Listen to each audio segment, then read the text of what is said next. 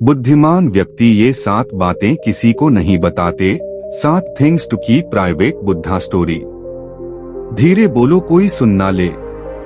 यह बात हम सबके कानों में पड़ी होगी और हमारे मुंह से भी निकली होगी, लेकिन सोचने की बात यह है कि ये वाक्य कब कब हमारे मुंह से निकलता है और कब कब हमारे कानों में पड़ता है, क्योंकि ऐसे कम ही गुप्त राज होते हैं जो हम दूसरों के कानों में पड़ने नहीं देना चाहते। अक्सर परिवार में अशांति का कारण हम स्वयं ही होते हैं।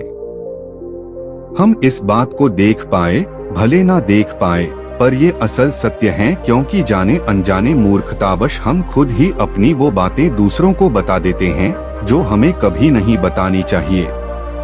और वही बातें जो जाने अनजाने हमने किसी दूसरे के सामने बता दी थी, वही हमारे दुख का कारण बन जाता है, वही हमारे झगड़े का कारण बन जाता है। और फिर बाद में हमें पछतावा होता है कि मुझे यह बात किसी को बतानी नहीं चाहिए थी, मेरी ही गलती हुई कि मैंने जाने अनजाने ये बात सभी को बता दी। इसीलिए आज की जो बौद्ध कहानी मैं आपको सुनाने वाला हूँ, उसे सुनने के बाद आपको 7 ऐसी बातें पता चलेंगी जो आपको कभी किसी को नहीं बतानी। बुद्धिमान व्यक्ति ये 7 बातें किसी को नहीं बताते। ये जो 7 बातें हैं जो आपको किसी को नहीं बतानी। क्यों नहीं बतानी, इसके पीछे का तर्क भी मैं आपको दूंगा। और इन 7 बातों के अलावा अगर आपको लगता है कि कोई बात ऐसी है जो मुझसे छूट गई या मैं नहीं बता पाया, तो कमेंट सेक्शन में जरूर बताना। इससे पहले कि आप इस बौद्ध कहानी में खो जाएं, इस चैनल को सब्सक्राइब जरूर कर लें। तो चलिए कहानी शुरू करते हैं। एक समय की बात है। एक नगर में राजेश नाम का एक युवक रहता था। वो युवक बहुत गरीब था। 2 वक्त की दाल रोटी भी बड़ी मुश्किल से उसको नसीब होती थी। किसी काम की तलाश में दिन रात खोज करने पर भी उसे कोई काम नहीं मिल रहा था। फिर एक दिन उसने अपनी पत्नी के सामने अपनी सारी समस्या बता दी। उसने अपनी पत्नी को कहा कि मैं जिस जगह भी काम मांगने के लिए जाता हूँ, तो हर कोई मुझे यह कहकर काम नहीं देता कि हमारे यहाँ काम की जरूरत नहीं है। मैं काम की तलाश कर करके थक चुका हूँ।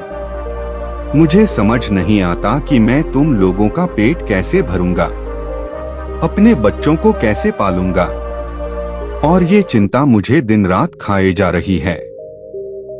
यह सुनकर उसकी पत्नी ने कुछ सोचकर कहा कि तुम एक आदमी के पास एक बार ही काम मांगने के लिए जाते हो, और जब वो काम नहीं देता तो तुम दोबारा उसके पास जाते तक नहीं हो।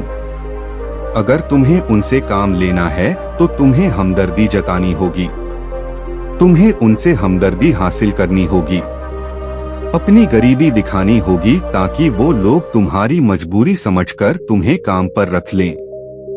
इसीलिए शर्म मत करो, उन्हें अपनी मजबूरी बताओ, अपनी गरीबी बताओ, और इसी उपाय से तुम काम पा सकते हो।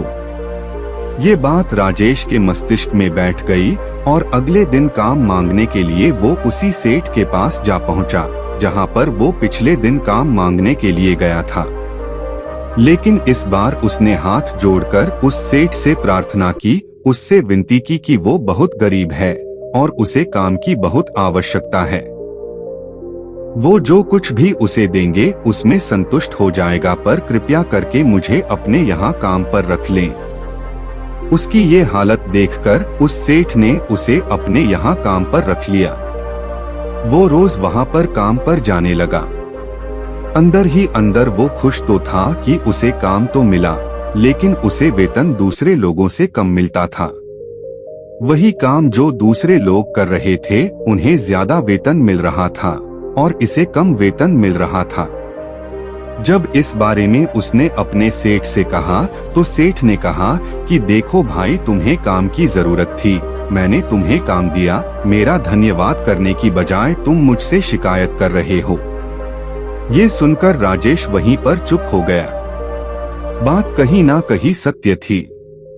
सेठ ने तो उसे उसकी मजबूरी के हिसाब से ही काम दिया था और इसीलिए वो उसे अपने अनुसार ही वेतन देता था।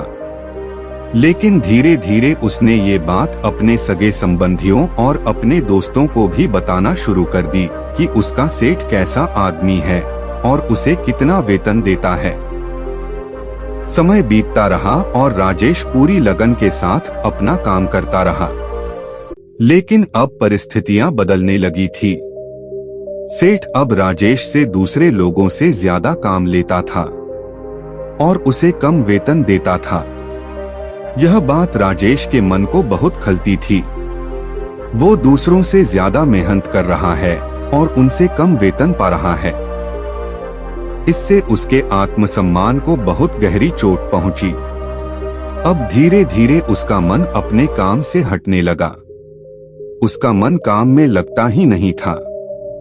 जाहिर सी बात है कि ऐसी जगह किसका मन लगेगा जहां आदमी को अपने आत्मसम्मान के साथ समझौता करना पड़े। इसीलिए जल्द ही उसने अपना काम छोड़ दिया और वो घर पर आकर खाली बैठ गया। अब उसके पास घर का खर्चा चलाने के लिए भी पैसे नहीं बचे थे।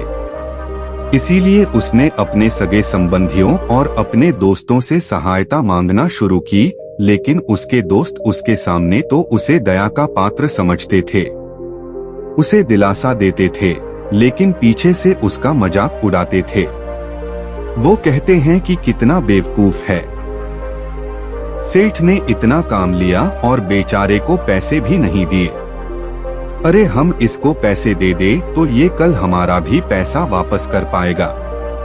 इसकी ऐसी हालत है, काम तो इसके पास कुछ है नहीं, पैसा कहां से लाके देगा। और इसी वजह से राजेश की हालत दिन ब दिन खराब होती जा रही थी। अब वो दिन रात तनाव में रहने लगा था। वही दोस्त, वही सगे संबंधी जो उसके अपने होने का दिखावा कर देते, वो उसे दया का पात्र समझ रहे थे, उन्हें उसके ऊपर तरस आ रहा था। सब लोग आकर उसे ज्ञान तो बहुत देते थे, लेकिन कोई सहायता नहीं करता था, और अक्सर ऐसा ही होता है। ज्ञान देने वाले तो बहुत मिल जाते हैं, लेकिन मदद करने वाले, उंगली पकड़कर, हाथ पकड़कर आगे चलाने वाले कितने लोग मिलते हैं। एक दिन उसे पता चला कि पड़ोस के गांव में एक बौद्ध भिक्षु आया हुआ है जो बहुत ही ज्ञानी है। राजेश इतना तनाव में था कि उसे कोई रास्ता नजर ही नहीं आ रहा था। इसीलिए जाने या अनजाने वो उस बौद्ध भिक्षु के पास पहुंच जाता है। वहां पहुंचकर वो सीधे उनके पैरों में गिरकर रोने लग जाता है। वो रोते रोते उन्हें अपनी सारी परिस्थिति बताता है।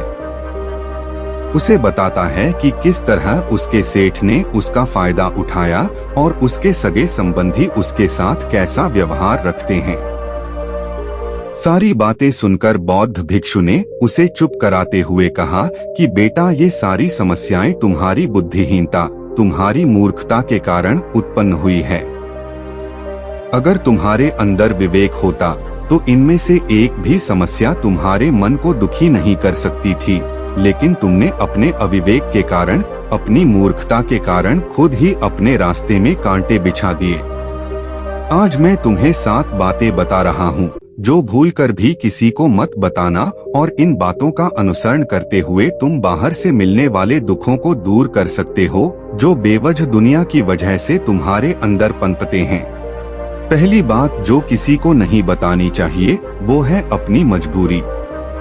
अपनी मजबूरी का दिखावा करके दूसरों का दया पात्र बन के उनकी सहायता लेने की गलती कभी मत करना। हो सकता है कि आज वो तुम्हारी मजबूरी देखकर तुम्हारी सहायता कर दें, लेकिन कल वो तुम्हारा फायदा उठाने से भी नहीं चुकेंगे, और अगर फायदा भी नहीं उठाया तो दूसरों के सामने तुम्हारा मजाक बनाने में वो आदमी कभी नहीं चुकेगा। इसीलिए कभी भी अपनी मजबूरी का दिखावा मत करो। अगर घर में 2 रोटी है, सूखी रोटी है, तो वही खाकर सो जाओ, लेकिन दूसरों को इसके बारे में भनक तक नहीं लगनी चाहिए। जरा आप खुद सोचो, मजबूरी बताने का क्या मतलब होता है। एक इंसान का या तो वह दूसरों से सहानुभूति हासिल करना चाहता है या उनसे कोई आर्थिक मदद चाहता है।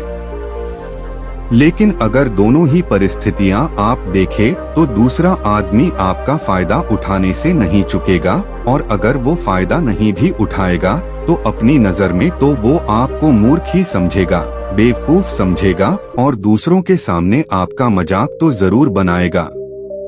इसीलिए अपनी मजबूरी के बारे में कभी किसी को मत बताना। दूसरी बात जो किसी को भी नहीं बतानी चाहिए वो है अपनी अतीत की गलतियां और भविष्य की रणनीतियां। जरा सोचो कि अगर हम अपने अतीत की गलतियां किसी दूसरे को बताते हैं तो उसका क्या प्रभाव होगा। वो गलतियां ठीक तो नहीं की जा सकती, जाहिर है, तो उन्हें बताने का क्या मतलब रह जाता है। आप अपने अंधेरे पक्ष को खुद दुनिया के सामने बता रहे हो, खुद अपनी गलतियां दूसरों के सामने बता रहे हो। इससे उस आदमी की नजर में आपका एक चरित्र गठित हो जाएगा और वो भविष्य में हमेशा आपको उसी नजरिए से देखेगा।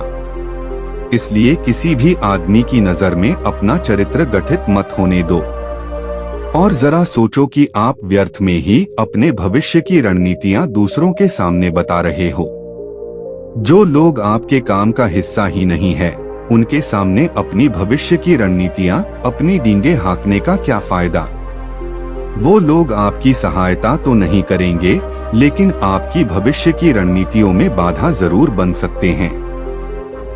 आप खुद अपने विवेक का इस्तेमाल करिए और सोचिए कि आपके साथ भी ऐसा हुआ है कि आपने अपनी भविष्य की रणनीति किसी को बताई हो और वो कामयाब ही ना हुई हो। जरूर हुआ होगा, जरा गौर से सोचिए। तीसरी बात जो किसी को नहीं बतानी चाहिए वो है अपने घर की बातें। जो भी हमारे घर के अंदर आपस में बातचीत होती है, हमारे माँ बाप के साथ, हमारी पत्नी के साथ, हमारे बच्चों के साथ, वो बातें परिवार तक ही सीमित रहनी चाहिए। अगर आप इन बातों का दूसरों के सामने ढिंढोरा पीटते हो तो दूसरों को आपके घर में घुसने का एक मौका मिल जाता है और वह इसका फायदा उठाने से कभी नहीं चुकेंगे। वो आपके परिवार के सदस्यों को आपसे दूर लेकर जाने की कोशिश करेंगे। अक्सर ऐसा होता है, हम समाज में देखते हैं कि हम अपने घर के झगड़ों को कम करने के लिए उन झगड़ों को अपने पड़ोसियों और दूसरे सगे संबंधियों को बता देते हैं, लेकिन इससे आपको सहायता कभी नहीं मिली होगी, बल्कि आपके घर के लड़ाई झगड़े और ज्यादा बढ़ गए होंगे और वो जाहिर है वो बढ़ेंगे। अगर आप अपने माँ बाप की बात दूसरों को बताएंगे तो आपके माँ बाप को बुरा लगेगा ही कि हमारा बेटा हमसे बताए बगैर दूसरों को ये बातें बता रहा है। इसीलिए अपने घर की बातें और अपने घर की लड़ाई झगड़े किसी के सामने मत बताना। चौथी बात जो मैं आपको बताने जा रहा हूँ, जो किसी को नहीं बतानी चाहिए, वो सुनने पर बहुत अजीब लग सकती है, लेकिन उसका सत्य भी मैं आपको एक तर्क के माध्यम से दूंगा। मैं कहता हूँ कि अपनी आमदनी किसी को मत बताना। अब अपनी आमदनी ना बताने के पीछे क्या मतलब हो सकता है? जरा सोचिए कि आप अपनी आमदनी अपने दोस्तों को बता देते हैं, तो जब आपके दोस्तों को जरूरत पड़ेगी तो वो सिर्फ आपको ही याद करेंगे, क्योंकि उनको पता है कि अगर आपकी आमदनी ज्यादा अच्छी है तो आप भी उनकी मदद कर सकते हैं, और इसीलिए ज्यादा लोग आपसे सहायता मांगेंगे। और जब आप उनकी सहायता नहीं करेंगे तो वो सोचेंगे कि इस आदमी के पास पैसे हैं, मेरी सहायता कर सकता है, लेकिन यह सहायता कर नहीं रहा है, और इसीलिए आपकी आमदनी आप दोनों दोस्तों के बीच एक झगड़े का कारण हो सकती है। कम आमदनी होगी तो लोग मजाक उड़ाएंगे और ज्यादा होगी तो सहायता मांगेंगे, तो अपनी आमदनी बताने का कोई मतलब नहीं है। पांचवी बात जो मैं आपको बताने वाला हूँ उसे आप गांठ बांध लेना और किसी को ये बात मत बताना। अपनी कमजोरियां और अपनी ताकत। अक्सर इंसान को पता नहीं होता है कि उसकी कमजोरी या उसकी ताकत क्या है, लेकिन अगर आपको अपनी कमजोरी और अपनी ताकत पता है तो पहली बात तो आप बहुत ही बुद्धिमान आदमी हैं, और दूसरी बात कि आपको ये बातें किसी से साझा नहीं करनी है, क्योंकि अगर आपकी कमजोरी दूसरों को पता चल गई तो वो आपकी कमजोरियों का फायदा उठाएंगे, और अगर आपकी ताकत पता चल गया तो वही ताकत आपकी कमजोरी बन जाएगी, क्योंकि वो ताकत दूसरे आदमी को पता है और वो ताकत का काट भी ढूंढ ही लेगा। अपनी कमजोरी और अपनी ताकत अपनी पत्नी या अपने पति को भी नहीं बतानी चाहिए, क्योंकि इसके बाद आपको घर में उनसे हमेशा दब के रहना पड़ेगा। अगली बात जो किसी को नहीं बतानी चाहिए वो है अपने मित्र और अपने शत्रु। आप अपने मित्रों के बारे में अगर दूसरे लोगों को बताएंगे तो वह आपके मित्रों के साथ अपनी घनिष्ठता बनाकर आपको धोखा दिलवा सकते हैं। आपके गहरे मित्रों को आपसे दूर करने का प्रयास कर सकते हैं। अक्सर आम आदमी ऐसा नहीं करता, लेकिन आपके दुश्मन ऐसा करने की कोशिश कर सकते हैं।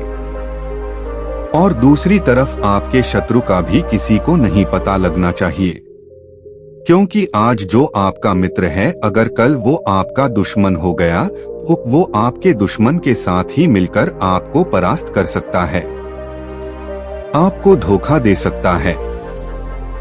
इसीलिए अपने सबसे अच्छे दोस्तों को भी अपने दुश्मन के बारे में कभी मत बताना।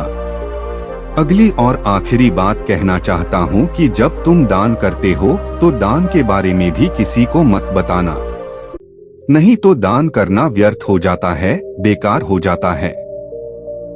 जब आप अपने दान का ढिंढोरा पीटते हो तो आप ये बता रहे हो कि मैं कितना बड़ा दानी पुरुष हूँ, और ये आपके अंदर एक अहंकार निर्मित करेगा। इसलिए दान गुप्त रूप से किया जाए उतना ही अच्छा होता है, उतना ही फलदायी होता है। जब आपका बायां हाथ दान कर रहा हो तो दाएं हाथ को बिना पता चले कि बायां हाथ दान कर रहा है। ये 7 बातें जो बौद्ध भिक्षु ने राजेश को बताई, इनमें ही संसार के सभी सिद्धांत छिपे हुए हैं।